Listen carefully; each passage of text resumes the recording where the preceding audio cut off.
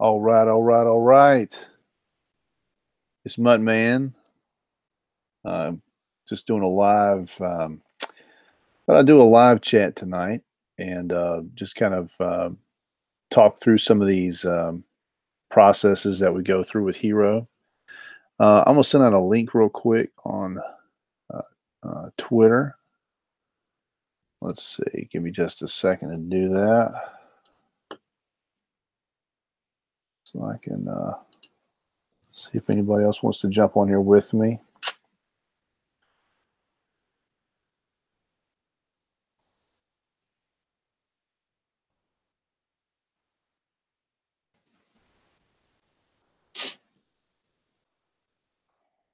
I'm going to be inking today, inking this HIRO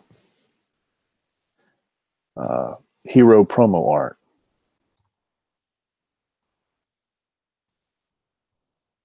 And talking some comics. Okay.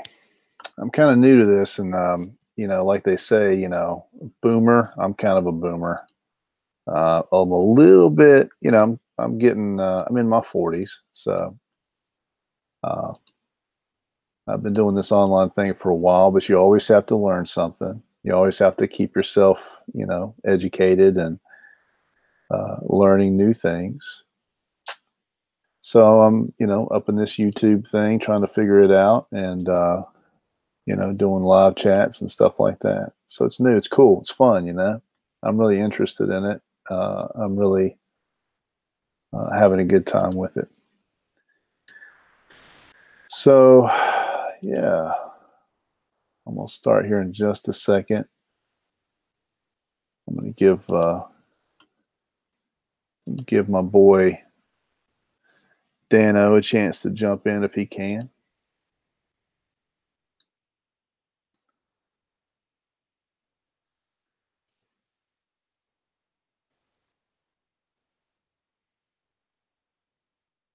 All right. All right, so this is a new piece of promo art that I've started for the comic book HIRO. Um, HIRO is a comic book concept that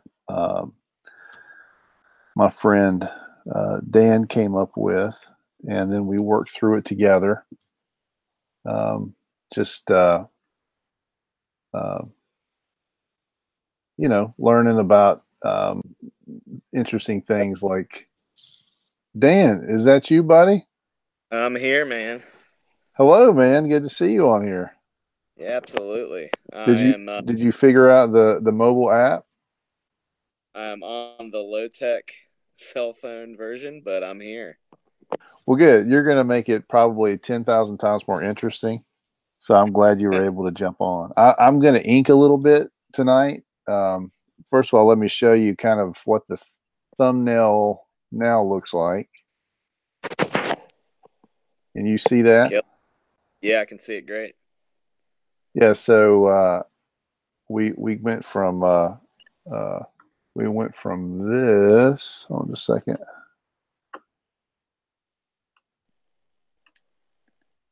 Went from this to this Yep. to this, Yep. and you can see I added a little Humvee back there. They have a little something Yeah. they're running out of. And there's going to be, I think, just some because there's such a busy foreground. I think I'm just going to do some sort of like interesting motion graphics back here, Cool.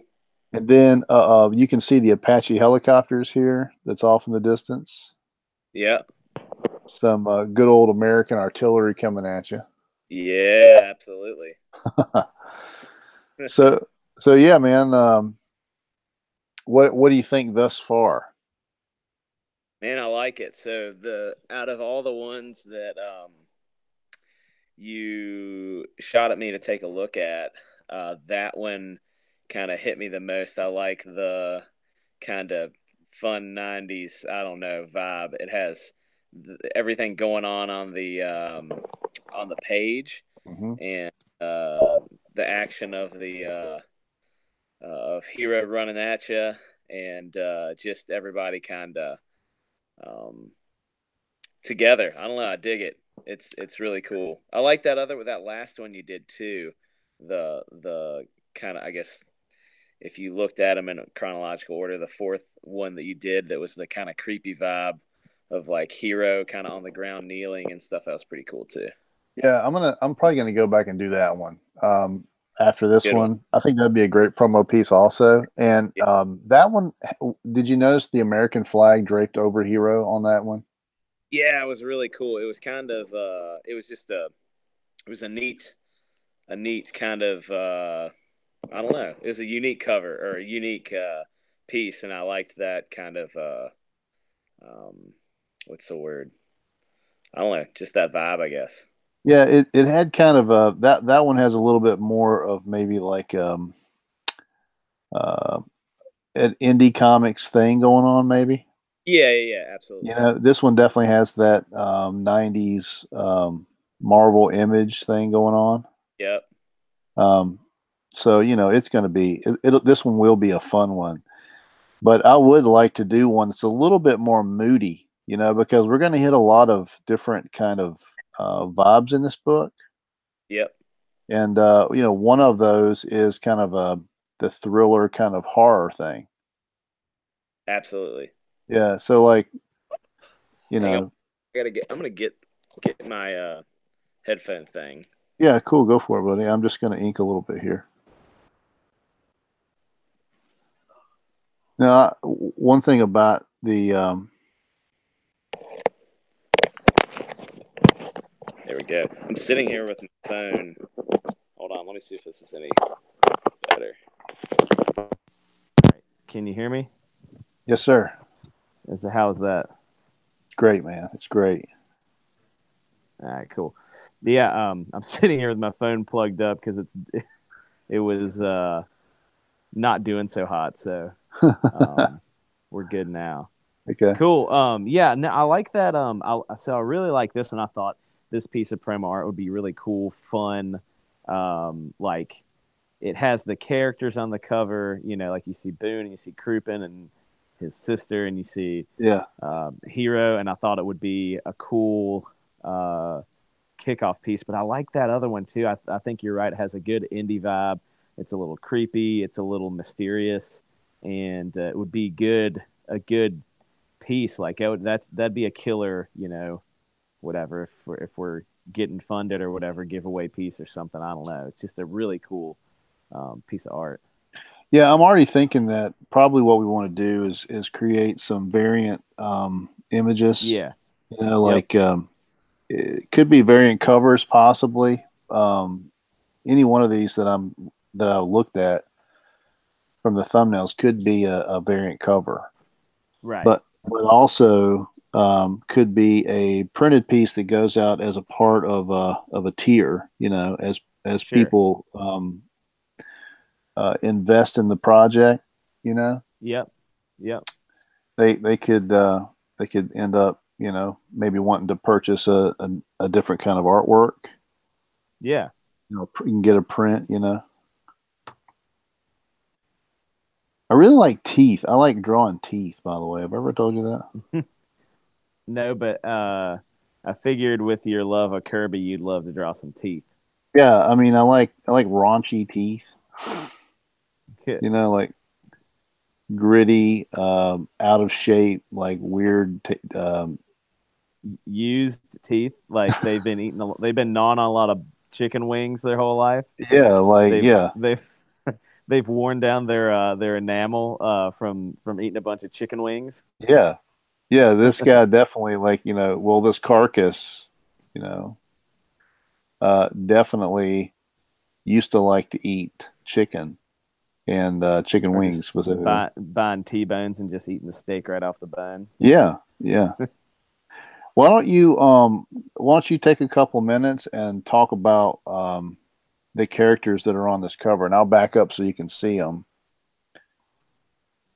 Yeah, man, do your teeth thing though. I So will. yeah, we got uh a bunch of characters on this specific cover. So In like just when I first started writing the book, I had no idea of any of these people, and um, like we talked about in the last book, they kind of got fleshed out more and more as we have been working. But number one, straight up, right in your face, is HIRO, the HIRO unit, the hardware integrated reanimation ordinance, and it is synced or hooked onto or attached to this corpse, this body. So it's reanimating it, and it's using it as its as a way to fight. And so that's what HIRO is in a real quick synopsis. And then we have Boone to the right. He has this uh, big old gun, whatever it is. Boone is um, personal friend, confidant, sidekick, muscle for Dr. Crouppen, who is on the left bottom of the page.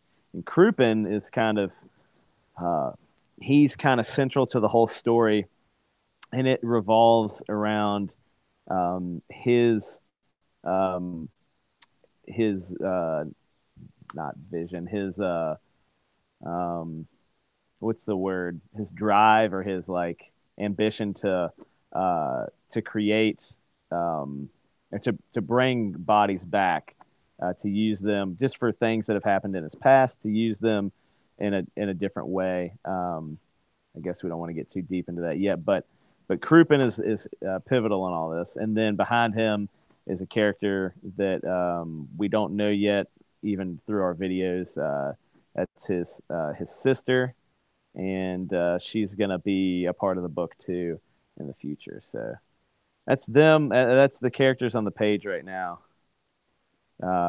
And there's a bunch more that's gonna pop up, and uh, so yeah, there's a lot going on, but there's a lot that you don't even have any idea about yet.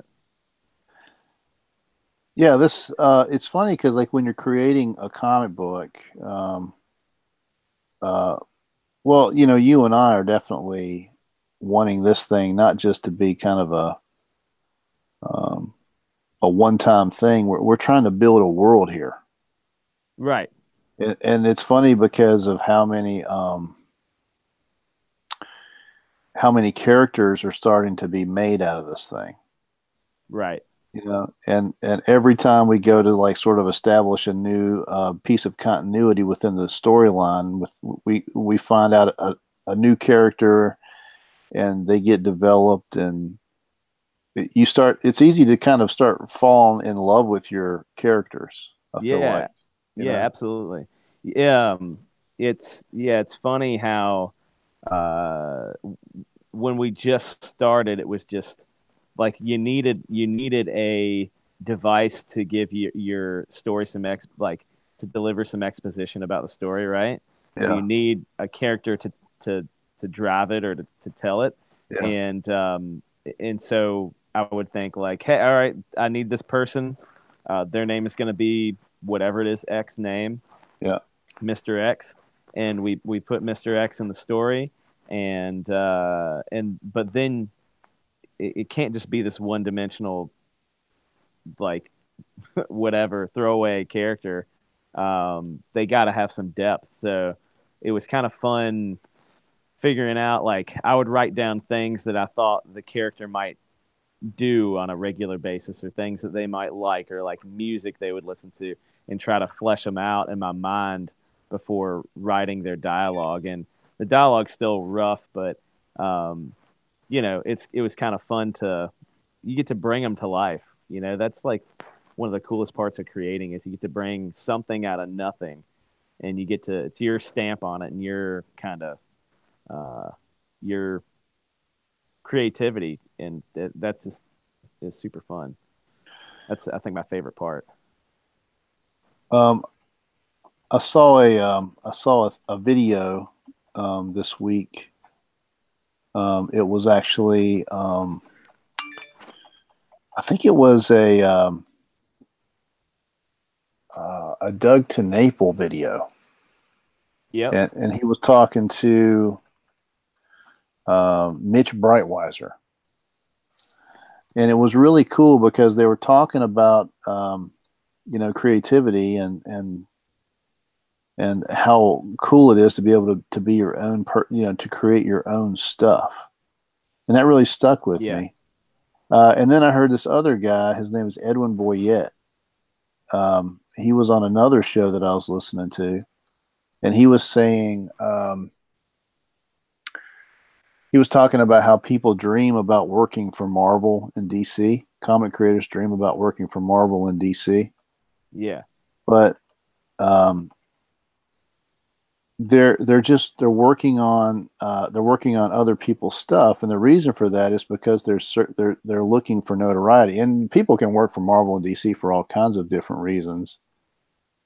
But Sure. a lot of what artists are looking for is they want to put their own spin or their own stamp on established characters like Spider-Man or Batman or Superman or whatever. Sure. It's a fame thing, and we used to, I don't know if you remember this, but we used to get the Wizard magazines. Oh man, I wish I still had some Wizard magazines. I would love to read through those. Yeah, right. But do you remember the top 10 artists? Yep. Oh, go ahead with what you're saying. Well, my point is that I used to watch those religiously, and I would find out all about those artists, and it was always a point of comparison. Like I wanted to see, if they were, if I could attain like where they were, and I used to try to like measure myself to them because I thought I want to be on those books one day. Right. I want to be on New Mutants, or I want to be, on New Warriors, or, I was just always think about like books that I might be able to do. And this guy was saying that, if you're chasing notoriety, you'll be chasing that for your whole life. And I really appreciated that sentiment because it's true. And then with creative people, especially, a lot of times, you connect your self-worth and who you are and what you are to what people know about you. But it's only later in life that you realize that creating your own stuff is really where it's at. That's really where the love comes in. Yeah. And like we've said a couple times, we're doing this out of the love of it. Right. We're creating this book because we're going to create it, and that's all there is to it. Right. Yep. And we really hope that people like it, and we really hope that people get into it. But regardless, we're going to create this because it's just something I feel like we got to do now.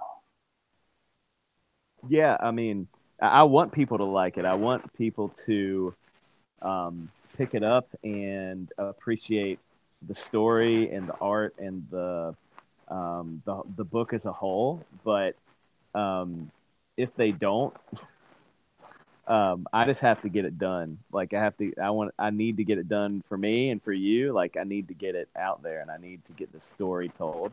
But I believe that I was thinking about this. Like I believe that this is a unique or a fresh idea, a fresh book. And I think that the fun that we had making this thing's going to come through. I hope it does. And I hope the people that, back us or buy it, table some, they will really enjoy it. I hope that they'll feel that that we put a lot of work into it to make it a fun book. Like that's kind of my ultimate goal is to get it done and make it a good time. Like people buy comics because they want to enjoy them. They don't like. I'm sure some people buy comics because they're dark and creepy and depressing or whatever. But I don't. That's not the kind of comics I like. We talked about this in the last video. Like I love a book that's full of action, that's a good time, that has some laughs in it, that has some scary stuff in it, or some tense moments, and that's kind of what we're aiming to do. And so I want to write a book that I would want to read. I don't want to write something that is somebody else's property. I think that'd be cool too. Don't get me wrong. If I aim for the aim for the sky. Like it'd be cool to write something like that, but at the same time, I don't know if it'd give you the same satisfaction. Yeah, I would love to write I would love to write a story about the Fantastic Four. That's a Sure. book that I've always sort of been like I just sort of feel like it's important. I'm glad they brought back the Fantastic Four, and I haven't read the newest one yet, the newest issue, but Mm-mm. I've been glad that they brought it back. And that's one that I would probably go for. Like if they said, I could have. With this is obviously just a dream, but like if I could do what I wanted to with Fantastic Four, if you were a person that had that notoriety, I think that would be Yeah, a really sure. fun project that you could do some things with pre-existing characters. Yeah, But would I rather come up with my own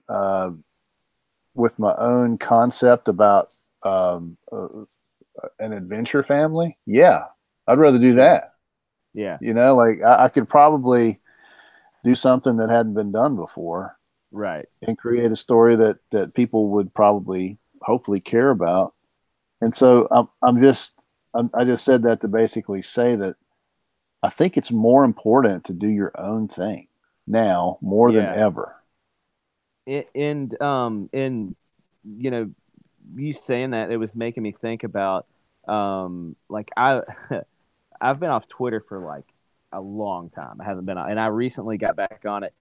And a big part of that is to connect with people and promote this book, to be involved in the comics, what's happening, on a small and a large scale, locally and abroad or whatever. But it's been really neat. Like the coolest thing about Twitter, and I said this to somebody today, to them, is that like, if for comics, you have so much access to talk to people that are involved, and if you say like, here's a thing I'm doing, and you're genuine and honest about it, there's so many people that are like, all about it. Like they love it, and they want to support it, and they want to build this really cool community of people that are just creators. They could be anybody like us, doing it in their when they're free, when they're free time, or it could be professionals that are finally bringing their own creations to light. But it's really neat. Like that's the one of the coolest things about it. And so all these creators, all these really creative people, coming together and helping each other, meet these goals and getting their work out there, is like, it's like the best time ever to do it. I'm convinced, and it's exciting to see so many people getting funded on Indiegogo and things like that. So I'm hoping that wave is going to continue, and that you know there's a lot of people that'll think this is cool too. If not, like I said, it's just neat to they've been able to interact with people as well. So why don't you talk to me about your love for Rob Liefeld Oh and god. and how you you don't use covers at night, you use Rob Liefeld issues, and it's there's all so, there's close-ups so of many of feet. them that there's so many of them that people don't want. Why don't you, Uh, why don't you ah, talk to me about your infatuation with this man, this man, Levi commercial man? I have like, uh, so once again, the last video I talked about how 90s I am, how that was the pivotal moment in my life that cemented comic books in my heart. And a big part of that was the um, was enormous guns that no human could hold, and a lot of pouches, and like poorly drawn waists and ankles. And that was, man, if you're saying all that stuff, you're saying Rob Liefeld, you're screaming that. So I have a lot of bad or questionable Liefeld art, and I love it, and I'm not ashamed of it. And there's probably going to be people that will turn this video off when they hear that. But you know what? It's just who you are. Like, it's who I am, and I got to be proud that I own a lot of Cable books. When I was little, Cable was the man. He was giant guns and big leather shoulder pads on only one side, and if you had a glowing eye and a scar on your face, like that was the coolest. So, and he had a metal arm, like he had everything going for him. He still does. Cable's incredibly popular. All right, and He's got a lot going for him, that Cable guy. he's got a lot going for him. He's grumpy. Yeah. He's old. He's old, but he's not. He's old, but he's a younger man's son. That's correct. Yeah, he's got a lot of layers to him. All right, he's more like an onion. It's like an onion, like Shrek. But yeah, so Cable was like my first Rob Liefeld character that I absolutely loved. And I really used to like Deadpool a lot. I had a lot of Deadpool comics, but I'm pretty much 100% saturated with Deadpool. Wow. And are you coming off the Deadpool high? Because you was on that for about 10 years. I mean, but you know what? I was on that 10 years before this movie got made. And I'm a little bit Deadpooled out. Yeah. So, Cable didn't get as much love, and I'm kind of glad for that. And they didn't. I think they. Honestly, I haven't seen it, so I'm hoping they did him right.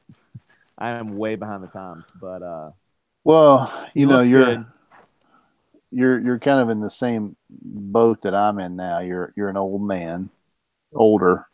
You're an older gentleman, and you have a family. And so that basically takes away any free time you're ever going to have. Yep. You can't watch every movie as soon as it hits the theater like some of these guys can. Yeah, good for like some of our single friends who always, you could tell them 5 minutes before the movie starts that we're going to be there, and they'll be there. It'd be no problem. Yeah, it'd be no problem at all. Yeah, so I'm behind on that, but I'm excited to check it out. I'm mainly excited to see Cable, but yeah, I love some Liefeld, man. I can't deny it. That movie does look pretty good, I have to admit. Yeah. And Cable, Josh Brolin as Cable looks pretty awesome. Really. You know what? If we're talking Liefeld, though, there's one character that probably he's not. Cable's my absolute top, but if there's one that is, I feel so stupid saying this live on a place where a lot of people could potentially watch this. But just go ahead, man. Admit what you're going to. If I have to say, there's one other character that I really like. There's no rhyme or reason, but Shatterstar, he's got to be on. Pretty far up there, man. He has a cape. He has the shoulder pad. Is it a cape or is it a half a cape? He has like a half cape. Like why would you want a half cape? It's like the dumbest. He's from Mojo World, right? He is a gladiator, and he has to he has to be a showman, but he also has to be deadly. So if you need a little flair to your outfit, nothing says flair like a little half cape, right? He has a crazy headgear. Yeah. He has as many pouches or more than every other character. Like, it's incredible. But he's the ultimate warrior, basically, in Mojo World. That's what they created him to be. That's probably the stupidest character I've ever seen in my entire life. Shatterstar, and I'm the kid. I'm the '90s kid. I was right there, and I definitely thought he was cool when I was 12. But that's a stupid character. If there's ever been a stupid, pointless character, this weird guy with some. He looks like he's wearing like. It looks like he pulled out like a headrest out of somebody's car and like fashioned a helmet out of it. No, it looks like it looks like he's wearing have you ever seen like when people do martial arts but they have to wear the headgear so that they don't get really knocked out? It's Yes. exactly what it looks like. But Yeah, why you're would right. if you're the ultimate gladiator on a planet built for war or for entertainment, um, and that's your job is to kill people on TV, why would you wear that? That's a stupid headpiece. But Yeah, he has a but pony. so Look, let's talk about. He has a glowing eye and a ponytail too. So I mean, look at if me you're drawing feet. talking, We're making fun of Rob Liefeld a little bit, and I'm sitting here. I'm drawing the worst feet in the world. I'm gonna have to really up my feet game. you could always hide it with some like a dust cloud. I hear that's a good way to do it. That's the method, right? That's the Liefeld method. But you know what? Like Liefeld has drawn some really bad stuff, but you gotta love him for how much of a cheerleader for comic books he is. He like if he is the biggest inclusive comic cheerleader out there, and he's said some dumb things, but he's also said some really good things to like help the industry, I think. And he works hard. I really think he does. I can't hate on that guy. I mean, there's definitely like I really hate Deadpool. I think that's a stupid character. It's one of those characters that gained popularity because of people like you who have absolutely no style or I mean, opinion I on was good comic characters. And like yeah, 90s kids like you, when you're coming up, you're yeah. like, look at this. This I is was amazing. I was 10 years old. He had a gun and a sword, and he was wearing a red suit that looked like Spider-Man. Like I was in.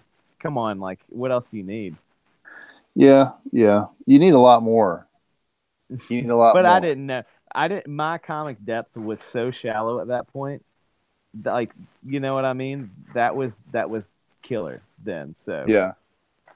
I don't have any shame about it. It's fine. Well, no, it's fine. I'm, Um, I'm glad. I'm glad you're owning up to it. And like you said, you can't front on the guy. Liefeld, for all of the years of abuse that he's taken at this point, on not being able to draw certain things, or all the throwaway characters that he's created. At this point, he is literally a living legend, and is yeah, getting absolutely. paid. The dude is Yeah. absolutely paid. So I got nothing but respect for the guy, uh, and I would probably enjoy his comics more today than I did probably 10 years ago. Yeah, and like I think that there's a certain amount of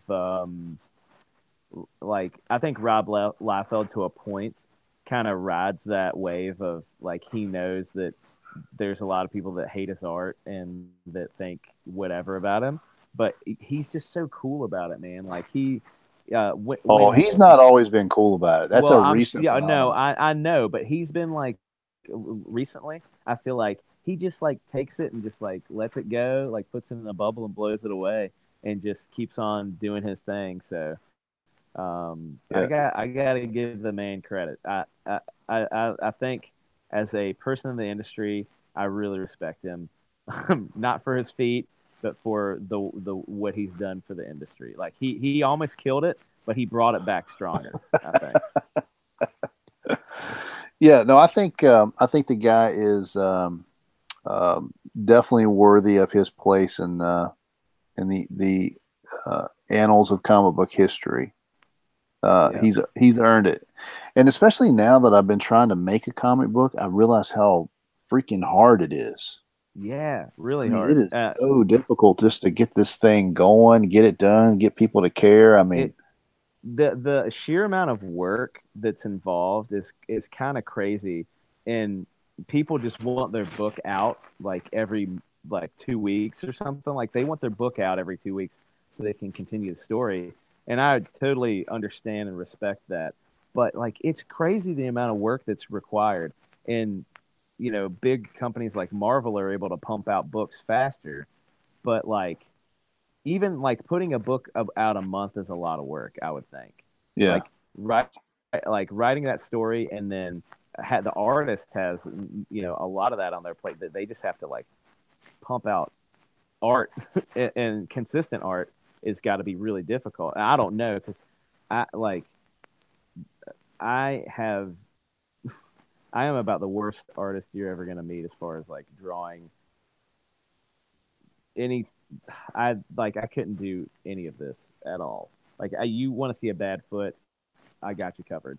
Um, but anyway, it's just crazy the amount of work that's involved just to put out this promo piece. Like Mhm. it's hours. Oh yeah.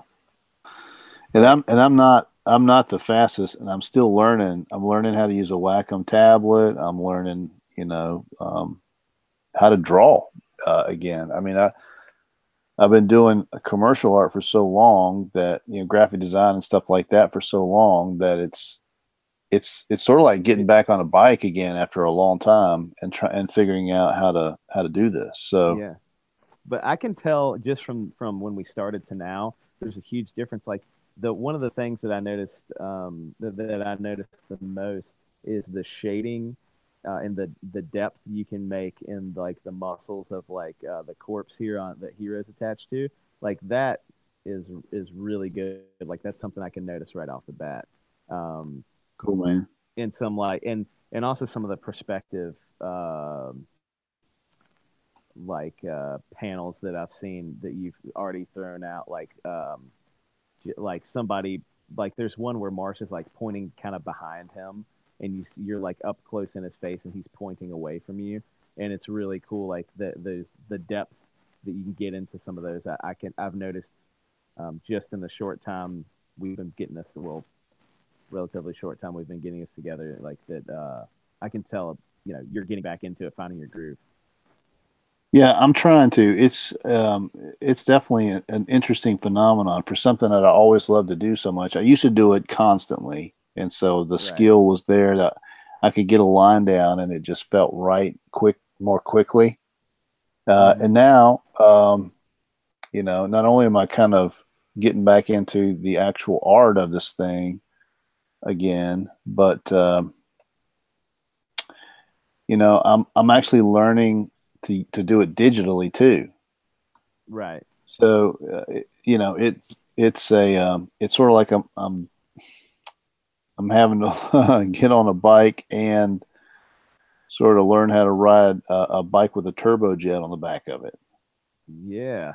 Man, because like this stuff, like if I could master these tools, Yeah.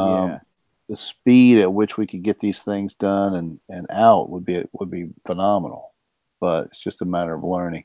Yeah. Yeah. So why don't you break down the what HIRO is, like the storyline, what it's about. Yeah. So, I'll try to do it somewhat abbreviated, but so basically, Kruppen, bottom left of the screen there, Dr. Kruppen, he is Russian. He was living in Russia. He was kind of so. Let me back up a little bit. So the Russia and the United States are at war, basically. It is like this war that is just not ending. Troops and manpower and money and everything has been thrown at both sides, and it's getting to the point where, um, one of the only options is just a nuclear solution, just dropping bombs, and that's not, something that either side really wants to do. Right. So China has helped Russia. They've been going through some different like biological and different types of warfare. The United States has turned to like kind of biomechanical stuff, and they're have got to this point. They actually extracted Kruppen from Russia, with his sister, and they're kind of using Kruppen, to produce a super soldier, if you will.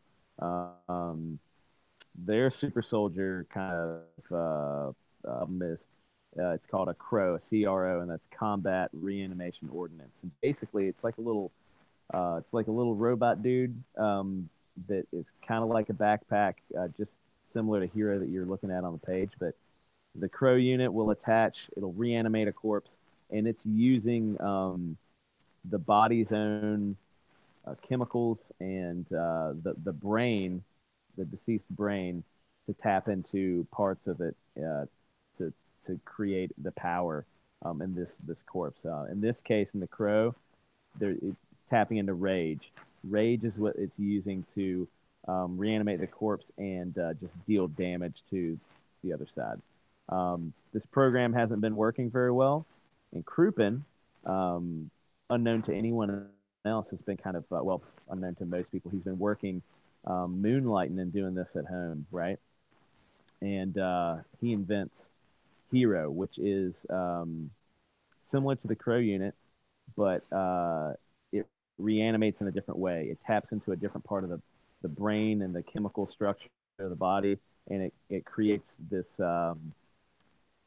this entity that's not just a box that's reanimating a body, but it's something else, and it's really cool. So I'm excited to get into that later.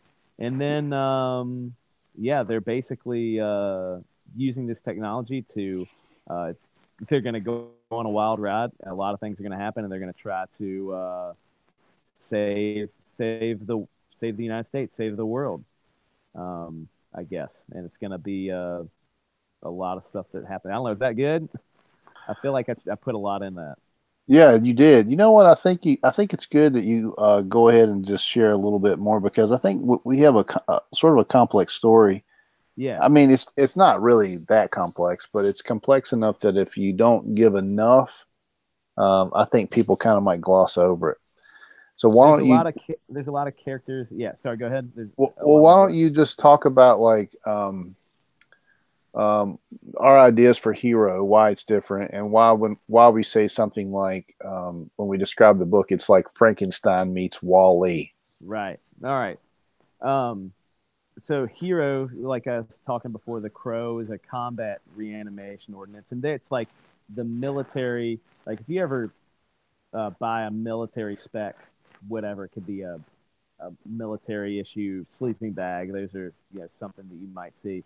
Like it is basic. It does exactly what it needs to do. It has no frills, and that's kind of what they formulated the Crow to be, right? It is the military issue version of what HIRO has become.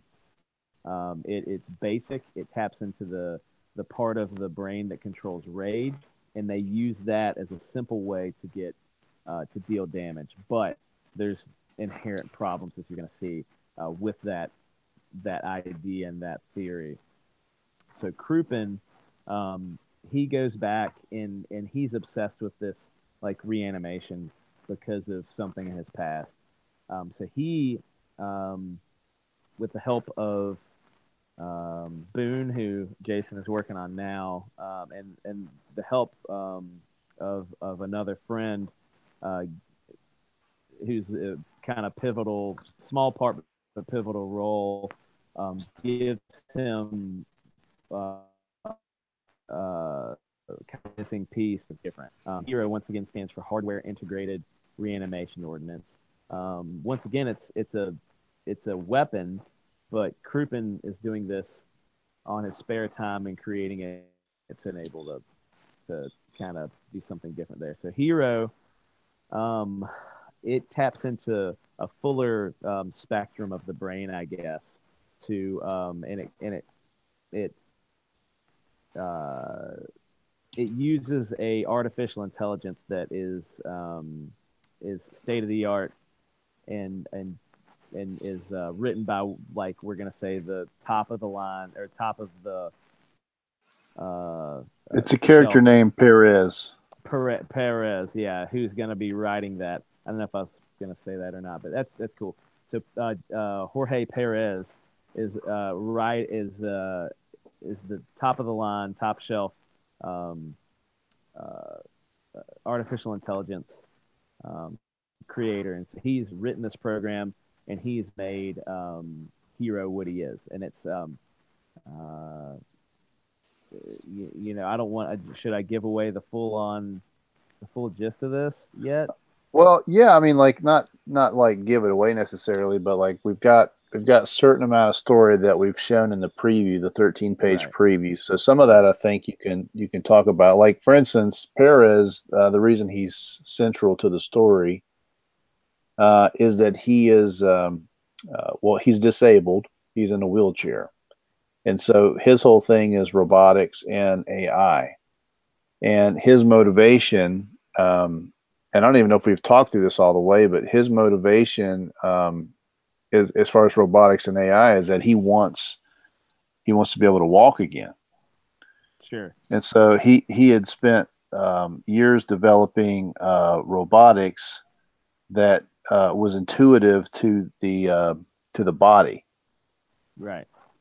So his ability to create robotics that could talk to the brain, combined with Krupin's formula, reanimation formula, is what creates the main character known as HIRO. He's a one of a kind robotic creature entity that is unique, and the reason he's unique is because tragedy befalls in the first issue. And not to give too many spoilers away, but similar to Captain America's origin with the superhero with a super soldier serum. I won't say any more than that. I think that's enough. Yeah. But all you really need to know is HIRO is different. He's special in a lot of ways that you'll get to see, and he's going to be a character that is going to evolve. Like a machine usually doesn't evolve, but this one is going to do that, and that's one of the coolest parts about it. I think about the character, and yeah, you'll see. It's going to be good. You know what I love about this character and the possibilities of this character, and this is HIRO right here. If you can see, like HIRO is he's not the body. he's not. This is the corpse. The body is what HIRO is controlling. Right. HIRO is this robotics helmet, the tube that pushes in the serum. Flux. What's that? Spinal. What's that? You're breaking up. Well, it's the Krupin formula, but it's the spinal. I can't remember. I'm pretty sure that's what I wrote. Oh, I couldn't hear you because you were breaking up there for a second. Oh, my bad. But yeah, so this stuff's going in. But this is HIRO right here. He can latch on to any body, literally body, that is a deceased corpse. So when a soldier goes down in a battle, HIRO can leap on that deceased soldier's body and merge with that body through spinal fusion. Through the so we called it the neural bridging. Neural bridge. That's right? one of Dan's cool things he came up with. Neural bridge, which I think is just so cool, man. I mean, like, think about it. This thing does a neural bridge with its would you call the body a host? Not really a host. Yeah, maybe that's a better way of saying it. Instead of, well, we need to think of a better word than just corpse, maybe. Well, I mean, it's kind of what it is. Like, you know, like that. Yeah. Like, yeah, it's. I don't know what you call it in that phase. I think host works fine. I think host is okay because like HIRO's using it, right, and that's what like a I keep wanting to say symbiote. That's not what I want to say. Like, but yeah, something, it's gonna, they're gonna use a body. It's gonna be their host. Like, so I'd say that's a good word for it. Okay. Yeah, they're gonna use it. He's gonna use his host to accomplish the task. Right. Yeah. So like, what's cool about it is that, in my opinion, what's so much fun and what I'm so excited about getting into with the story is that Hero is becoming a real life character through its ability to learn from its hosts. Right. So when it neural bridges with a deceased person, it has the neural bridge through the spinal column and the brain. And what that does is it connects the old memories and knowledge base of the corpse, so that Hero can absorb that and Right. and put that in its data files. And what that does is it helps Hero learn about us and become more like us. And in some ways, he can show us the way, right? Through Yeah. simply just through data. And not in the creepy Skynet. We're gonna end humanity way. Right, because Hero is um, He because Hero is learning about humans. Hero is learning right. about many things, like the great things about humans. Yeah, not just the sucky things humans do, but also the beautiful things humans do, right? Yeah, and it's within the context of war, Right. which is Right. another really interesting backdrop on this whole thing. So we're going to learn basically, like Hero's going to help us get better, Right. but Yep. at the same time, um, Hero's going to help us win this war because Yep. everything's riding on it. Yep. Yep. Yeah, I like that. I like what you just said. That I think Hero's gonna help us be better, right? Yeah, That's pretty cool because was created, you know, to reanimate a body. But he has a lot to teach. I think it's going to be pretty neat to explore. yeah, and Um, and it allows in our story. It allows for a lot of moments like sort of like sweet moments and funny moments. You know, right. um, Yep. Johnny Five type moments. Do you remember that movie, Yeah. Dan? Oh gosh. Yeah. Short Circuit. Short circuit. Yeah, Yeah. Absolutely. yeah. Yeah. I was thinking about that. That's a good. Yeah. And maybe it's like it could be like Johnny Five. Well, I mean Wally's a good one too. Johnny Five meets Frankenstein or Yeah, something. I don't know. That's pretty good. I like Wally because Wally is such a sort of a cute kids movie. Yeah, I think you're right. He's very like uh I don't know. He's very like cute and Hero's gonna have some of that too. I think. Hero will be. I think eventually Hero will be more popular than any of those characters. Hey, Because I just believe we'll in it. just dominate the cute robot market. Yeah, people will be like, Wall-E, what's that? Are you talking about Hero? Yeah. They'll be like, Pixar who? I do have a So lot of confidence in this story, Dan. I hope you do too. dude, I do too. I'm really excited about it, and it's just one of those cool things that happened, and I'm just really pumped on it. I think it's gonna be pretty good.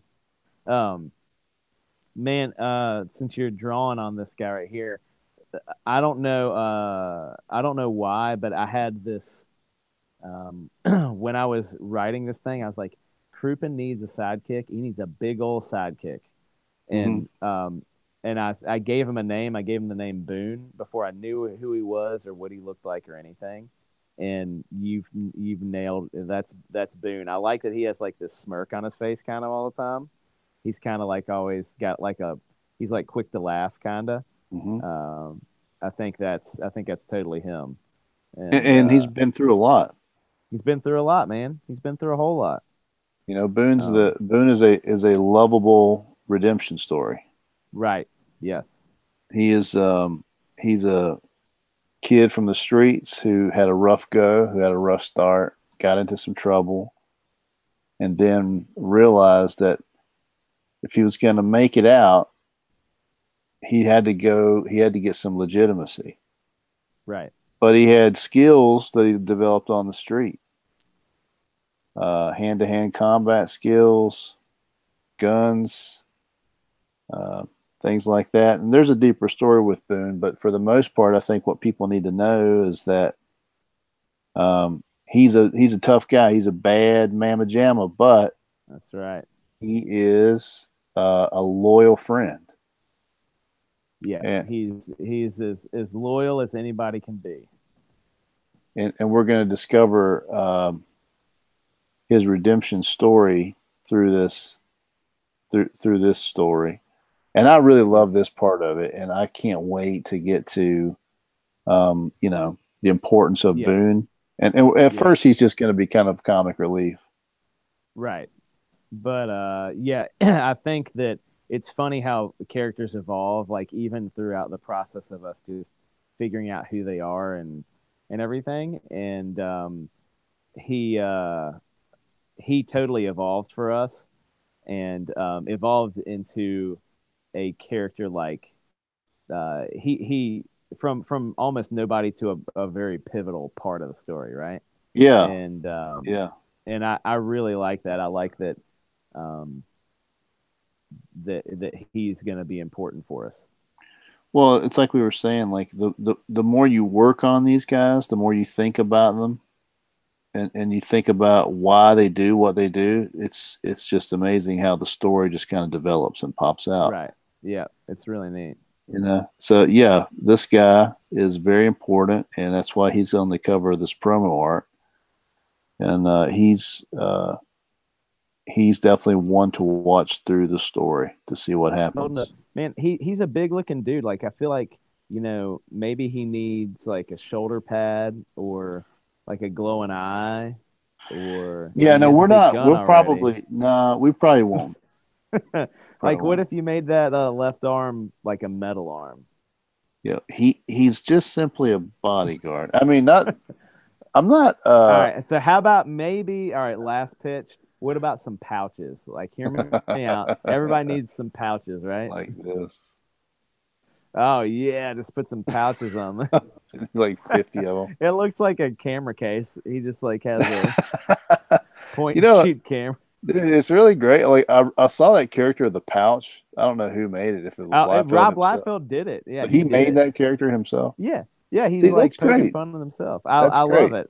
Yeah. He's showing that he's like, look, I realize I'm kind of a meme, and it's okay, and I can make fun of myself too. Right. That's good. That's awful mature. Now he used to get into fights on social media constantly when people would trash on him. But hopefully he's not doing that anymore. I think he's matured over the years. Yeah. But Twitter will make you mature. It's a pretty rough place to be.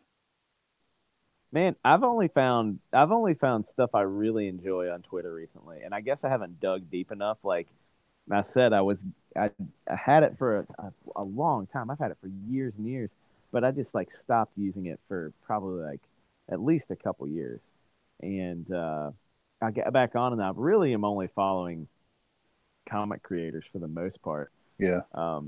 And that side of Twitter has been really cool. Like. Yeah, it can be. It can be. I know it can be. I know it can be scary and dangerous too. But for like indie creators, I feel like those indie creators, for the most part, are kind of have been banding together, and that's what I like. There's this comicsgate thing happening, and without saying anything about that, I've just enjoyed people supporting each other. And that's the side that I've seen, and I like that. So, on that subject, did you see where Joe Quesada? Yes.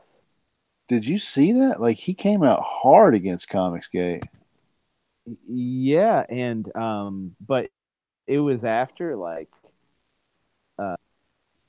he came out hard, and then a couple people were talking about how they're like, like Mark Waid has been this terrible person and like trying to call him out on it, and he wouldn't back down. Like Quesada's, it's kind of crazy. Well, what's crazy is that um, him throwing that much light on comicsgate is probably mostly good for comicsgate. Yeah, Like it's yeah, not like if you don't agree with comicsgate, then approaching the people that are in it and offering them such a huge platform yeah, to yep. respond to you when you don't seem to be able to Well, really. and I feel like it's just showing that, um, like it's he's by responding in these ways and being so like just almost petty.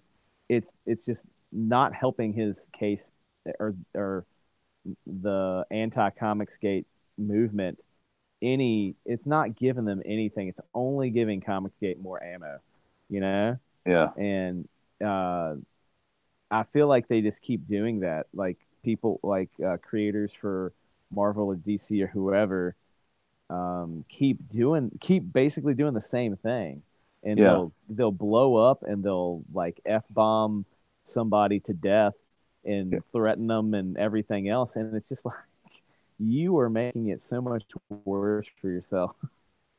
Like the worst thing you could do for Comicsgate is probably ignore it. The creators, if they just ignored it and didn't do anything about it, and there wouldn't be this huge movement against it. Well, yeah, I've been following it a long time now, and just checking out the people who are involved in it, and also been reading a lot about the people who are against it.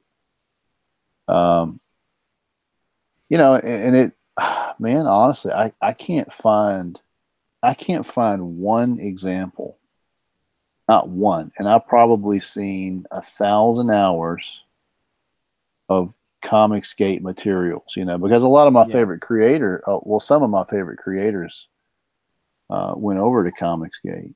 you're right. Yeah. Um, like I follow the Brightwisers, and I follow Yep. Ethan Van Sciver, and I Yep. follow Doug TeNapel, and Mike Miller's over there now. Yeah. And I follow these guys and listen to what they have to say about it, and it's really funny. Like I can't find one, and I've been looking for it. I can't find one example Yeah. of racism or bigotry, um, or homophobia. Nothing. Nothing. Yep. Um, Yep.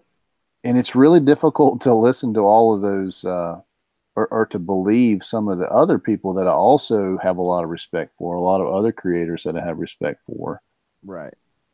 when they're levying these claims, and I know firsthand because I've listened to these shows and these creators, and they're just making fun of these mainstream pros who don't get it, Yeah.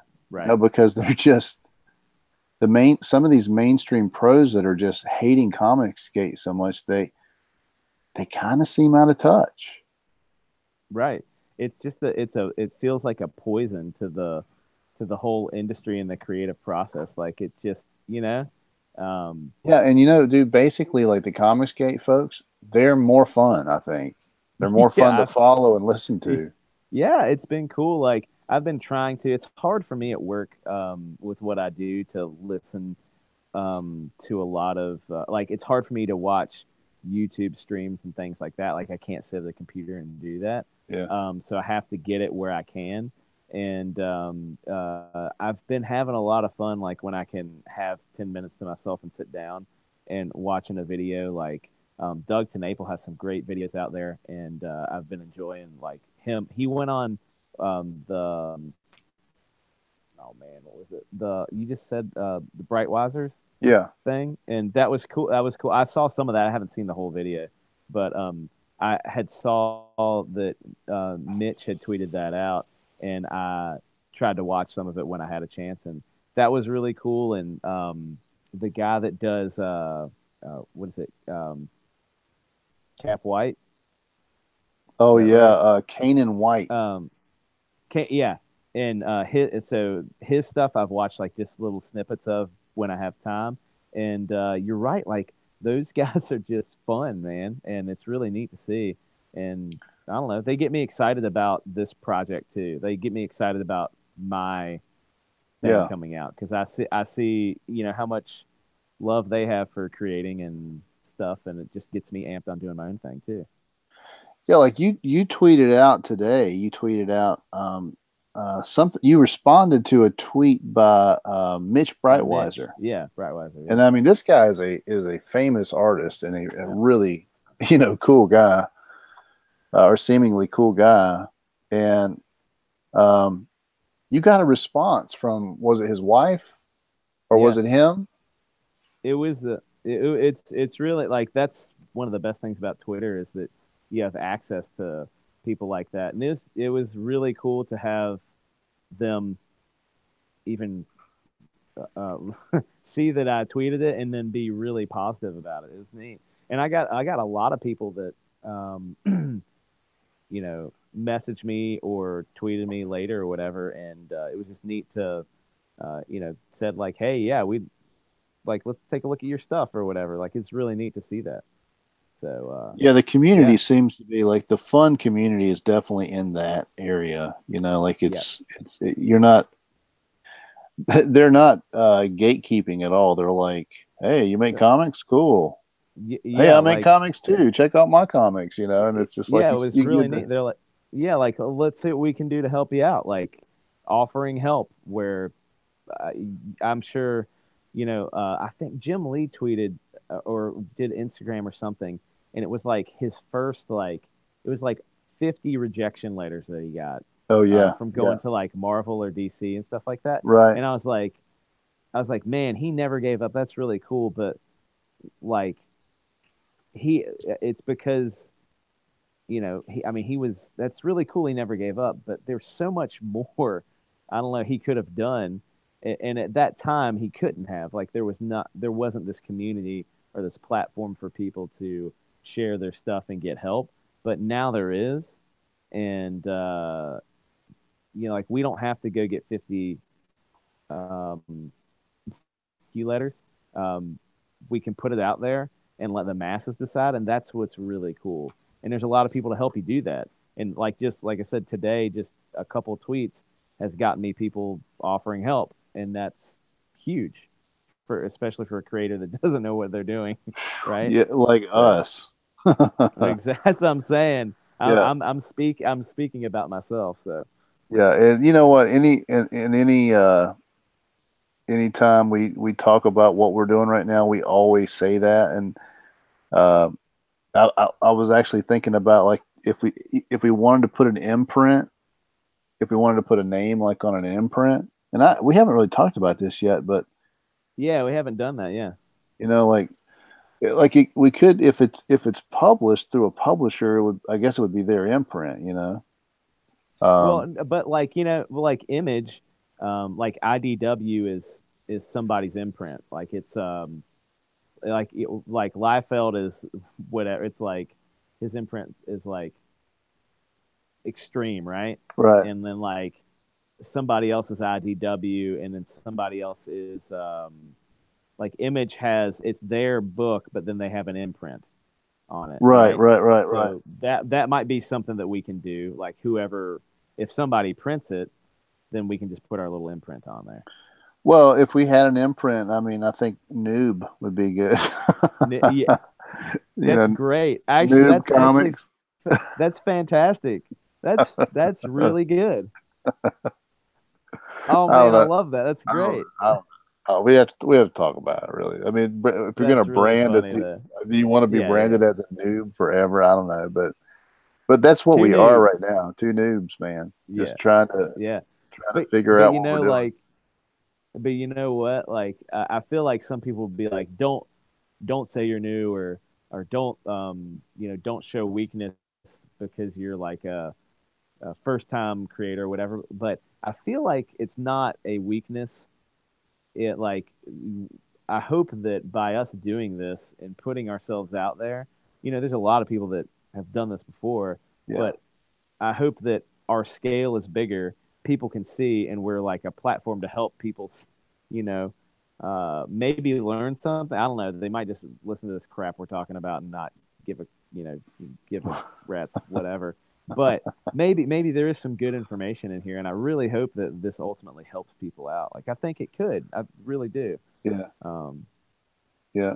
Well, I hope know. it helps us out, man. I mean, I'm all about helping other people, but right now we need a foot up. We need somebody to notice us and actually say, hey, I think the idea is good, and I don't know, put us on blast to the right like I said, audience. there's a couple folks that tweeted me today that I'm gonna reach out to. Yeah, once again, it was just like people were just really kind. So I'm gonna hit them up. And I mean the Brightwisers, I'm gonna hit them up for sure. I got a fist bump from Mitch's life, so I'll take that as a good sign. And man, they seem so cool. Those people seem so cool. I know, right? Yeah. Like really nice and helpful and like real positive, right? Yeah. And that's another thing about all of the negative press that the comicsgate stuff is getting. Like when you see the Brightwisers and how they react to fans and how they conduct themselves and everything, you're like, I don't see what these people are talking about. Yeah. I feel like it's just an attack to try and like distract and slander even. It sucks, man. It sucks that that's what like. What do you mean? Like you think people are feeling threatened? Yeah, exactly. It's exactly what I think. I think people are feeling threatened, and so they're trying to find they're just trying to find a way to distract from the fact that like they are feeling they're feeling threatened or like they're losing control. That's what I'm trying to say. Well, I mean, if you and I think they are. I think if you work for Marvel Comics right now, and some of the major players in your company are talking about, they're tweeting out and talking to hundreds of thousands of people. Hello. Yeah, sorry, I was moving around. Come in. I have to change arm position. Well, I was just thinking, like, hundreds of thousands of people are watching Quesada and Brevoort and all these people engage some of these other creators, right? And they're not even talking about the other creators. They're talking mostly about this one guy, Diversity in Comics. And they're talking about how he Are you there? Yeah, can you hear me? Yeah, something. I don't know what happened. Something happened. Man, a couple of boomers trying to do this thing. Newbies. So I was just saying, like, how you got major figures at Marvel that are now tweeting out to hundreds of thousands of people about this guy who sits in his car and does comic book reviews. Did you see what he did today? He was like, he's like, I'm going to talk about comics while poorly filming a potato or something like that. It'll get a bunch of views too. It's incredible. Well, dude, between him and Ethan Van Sciver, it's like they have got these people going crazy. Yeah. I was listening to Ethan Van Sciver's show, and he was talking about destroying Rose Tico dolls. God. And he had made a video about destroying it, and he basically, I don't know what he was doing, but he was laughing his head off about it, about how silly the anti-comicsgate people are, because he said I'm making a video that's so stupid. It's me destroying dolls, but they feel like they have to comment about it and try to make him look like he's deranged and stuff. Right. So he made this video that was over the top, very humorous, of him pretending basically to go crazy and destroying all these dolls. And one of the dolls was a cast iron doll. Okay. And so, or die cast, and he couldn't destroy it. So he said, "I'm gonna go get bolt cutters." And so he tweeted out that he was having trouble destroying the die cast. He was going to get bolt cutters. And before he did it, he said, "Before I do this, I want you to know I'm doing this on purpose, just to watch the SJW swarm and go crazy." And I thought, man, they're not going to go for that. That's too obvious. But man, I'm telling you right now, I watched it the next day, and people were going crazy and calling him insane and saying that he is deranged and he needs help. And they're saying basically that he basically he directed what he wanted them to do, and they fell right in line and did it. And what that tells me is that you've got one side of this discussion that seems to be controlling the destiny, and one side of the discussion that seems to be flailing and really trying to hang on to some power. Yeah, exactly. They're threatened. They're threatened that they're going to lose. They're going to lose their power. That's exactly right. Well, comics is no different than any other medium, and I mean, TV, movies, everything is really under fire right now because of the internet and what people have access to. There's just too many choices now for there to be just one main outlet, and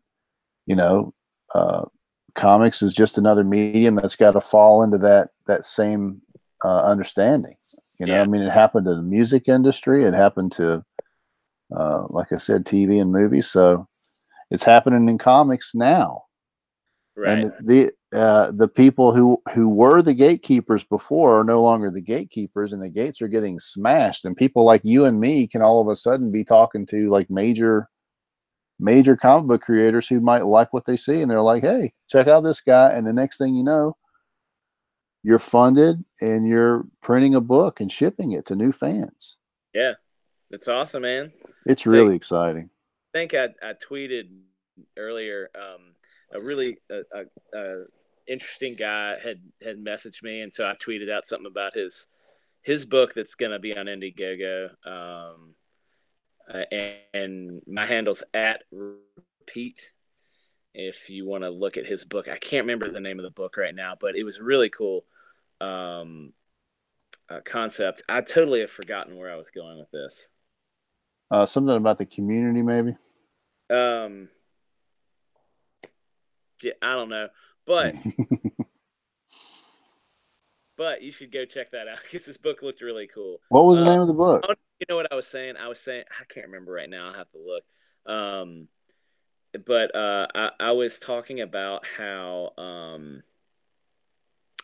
it's I feel like it's one of the coolest times to be alive and be a comic book fan. Not because like of your access to comics, like big names, Marvel and DC and whatever, but because of how many new, fresh, like cool stuff is coming out. Like, yeah, but that's what's really exciting. If you're a comic fan, there's like everything under the sun is coming out. There's cape books coming out. There's like horror books coming out. There's like folk books. Like, I mean, Cyberfrog EVS's book. Like, it's like Ninja Turtles and like RoboCop all rolled into one. Like, it's just crazy stuff. Mm-hmm. And but it's fun, man. That's what I'm digging. I really like that. People are being creative and just trying stuff. It's really neat. Yeah, it's really fun. And I was looking at some indie creators that I've connected to recently, and I realized that people have a lot of crazy good ideas. I think some people don't deliver those ideas as well as others, you know, and it's definitely it's definitely hard to deliver, you know, a really great story. It's just a difficult thing to do, as I'm finding out. I'm gonna tell you what this is right now. Oh, okay. All right, so this that I was talking about is called Mortal Worlds. Huh. All right. So it's about a band of obsolete super soldiers battle the master of a mountain fortress. Sounds so good. Yeah, yeah. It's cool. Yeah, man. And like think about like I saw yeah. I saw do you know man, what's that guy's name? Last name is Warren, something Michael Warren. I can't remember now. Daniel Mike what is it? Is it it doesn't matter. I'll think of it. Hold on. I think it's keep talking. Daniel Michael Warren or something like that. But anyway, I just recently discovered his stuff, and oh my gosh, it's so freaking good. And I was looking at, he's got this one called, it's like Battle Hawk or something like that, or Battle Falcon or something. But it's a bird head guy that basically is just like heavy metal meets, you know, Rambo, but with a bird head. I love it. Daniel Warren, I think is in it. But anyway, it's so cool, and I'm like, man, well, okay, there's another book I got to get. I don't know. He's kind of, I think he's gotten kind of big, so he might actually have a publisher that's coming out through. I don't think it's an Indiegogo thing. Yeah. But there's like some other great creators that are coming out with books like. Maple has that big bill that looks really cool. What's that? Have you read anything about Bigfoot Bill? So it's Sasquatch. Basically, he finds the finger of Poseidon. Yeah. And so because he has the finger of Poseidon, he can control Poseidon's kraken. Yeah. And then they go on these adventures together. It looks like it just looks cool. Like it's in the same like wacky vein of like Earthworm Jim, which is like one of my like has got to be one of my favorite video games of all time. Like, dude, it's everybody. It's crazy. Everybody says that. Like that was a huge part of my childhood is Earthworm Jim, and I have one of those emulators that plays like 1,000 different like Sega and NES games, and I pulled it out the other day and I was playing Earthworm Jim, and I was like, I love this character so much. It's so good, and that's kind of like what Bigfoot Bill feels kind of like that too. Oh man, we gotta go. I gotta play that. You gotta like hook that up for me. Yeah, dude, we'll hook it up. I have like some. I usually find myself playing Super Mario 2 or 3 and Earthworm Jim a lot. That's like Earthworm. awesome, man. And I probably hadn't played that game since it was out. Yeah, I mean, like I have the last time I played it before this was like when I stuck the cartridge in for the last time in my Sega Genesis or whatever. Yeah, it was. yeah, yeah. Such a good game, man. But yeah, Tenaple. I don't. I was trying to think of who else has some cool stuff coming out. That Asgard book. Have you seen that? Yeah, that's kind of cool. That guy's name is Ben Jones. Yeah. I started following him, and I was checking it out. It looks like a really interesting book, and Brand looks like a really interesting book too. Yeah, Brand. Yep, for sure. Brand's a little hard to understand. Like, and I've heard that guy talk about it a lot. And I think what I want to see from Brand, I really just want to see the book, but I don't think they're going to tell a whole lot about it until the book comes out. Right. And they're funded now. I mean, they got funded like. Yeah, I mean, it was like every day he's tweeting out. He's like, "We're at $25,000 now." Yeah, man, those guys were rocking and rolling, and I really think that's just pure hustle. The dude that wrote the book, or the writer of the book, his name is Antonio Bryce. Antonio Bryce, that's right. Yeah, and that dude is just a straight hustler. I mean, he got out and hit the bricks with his book. And I think he had 2 or 3 failed campaigns, and then he made a video and got some attention from EVS. Yep. But then, like, it's when you see somebody who they're basically on their grind, and then they they finally get a break and they're ready for it. Yeah, he was ready for it for sure. Yeah, he didn't let that opportunity slide. That dude got in there, and he has been hustling ever since. So I got a lot of respect for that.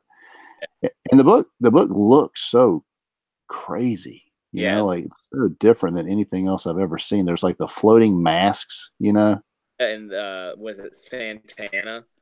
Yeah, the evil Santa Claus. Evil Santa and stuff. Yeah, it looks wild. Like there's like I don't know how all that fits together, but it should be interesting for sure. Yeah, and it's that is something that, like, it's just you would never have ever seen that, even in an Image comic. Right. Yeah. He has kind of a McFarlane look to his drawing. Some of his stuff, like with his smiles and stuff. Dude, that's I think you're noticing a particular piece of promotional art that was done by a guy. Oh, is that what it is? That's the one that it's the Santana. He's like sitting there smiling, and Yeah. But I've seen the art. There's different art for sure, and some of the other art doesn't look quite the same. So maybe that's just that one. But the main artist is that Kanan White. He's the main artist, and he's been on a few books before that have been pretty well received. So he's got some notoriety behind him with some big time creators. His art looks good. Yeah. But yeah, it looks cool, man. I'm excited for that. Yeah. The one, speaking of that group of creators, it seems like they've just got this awesome energy as a group. Yeah, absolutely. And then like Mylan came out with his own book, that Graveyard Shift, or is it Malin? John Malin? Or Malin. Is it Graveyard Shift? Yeah. He said that's like X-Men meets Universal Monsters. Yeah, I love it. It looks cool. I kind of dig it. His is getting funded like crazy too, but he's really well known. So, well, he's the one who was tweeting back and forth originally with Quesada, right? Yeah, because he worked for Marvel, and so I think he kind of had a voice that got heard. Right. You know what it all stemmed from, which is really disgusting, but it all stemmed from that guy who sent a picture of his butthole. Right. That's where the whole like communication that's going on now, because people are like really ticked off about that, and they're like, Marvel, you can't let one of your creators do that and it just be okay. That's not okay. So I don't know. Evidently it is. I guess. Yeah, apparently not. But you don't know what goes on behind closed door. They could have reprimanded him or something like that. They slapped him on his little dainty. But I mean, can you imagine in any business in America, because I'm a working man, I know you're a working man. If at either one of our jobs, any employee at any level were to do anything like that, they would be immediately fired, walked out. Yeah, absolutely. But not in the comic book industry, I guess. Yeah, comic book industry, you can do whatever you want, I guess. But I mean, it's the comic book industry's always been full of characters, people that are just a little bit different, and a lot of people that wouldn't fit in a corporate society because they're just not built for it. So there's a bunch of crazies in there. There's a lot of crazies. I'm one of them, but I've got enough of a corporate background now to where, and I know you do too, to where, we know that when it comes to developing a book, like we're bound to put out a book that is the best thing we can possibly do, right? And that it will ship. Yeah. Yep. I mean, like, that's one thing. Like, I work in an industry where I've got deadlines. The deadlines have to get hit, or I don't get to keep working. So, for me, that's you know, that's just a part of life. This project, once we get it on a Indiegogo and try to get it funded, it's going to get creative. We're going to get it done. Yeah. And it's going to be great. I'm really thinking this is going to be great. I mean, just so much creative energy is going into this, and so much, it's just been so much fun. Yeah. Yep. Man, I'm pumped on it. Yeah, I'm probably not going to finish this ink tonight. Yeah, I was going to might tap out in a minute. Yeah, I'm about to tap out too. I gotta. Well, it's easy to keep going when you're having fun, but I gotta stop because I gotta get up and go to work tomorrow. Yep, same thing here. All right. Cool. Well, yeah, man. Thanks for chatting with me, and I'll put this on the YouTube page, and maybe somebody will get to see it. But here's where we are so far with the inks. You know, we're getting there. A lot of work left to go. A lot of detail work left to do, but we're getting there. Yeah. Cool, man. Well, yeah, it's gonna be good. All right, man. I'm gonna put this video up. Thank you for hanging out with me tonight. Yep. Talk to you later, man. Good seeing you. Good chat, rather. Take it easy. Later.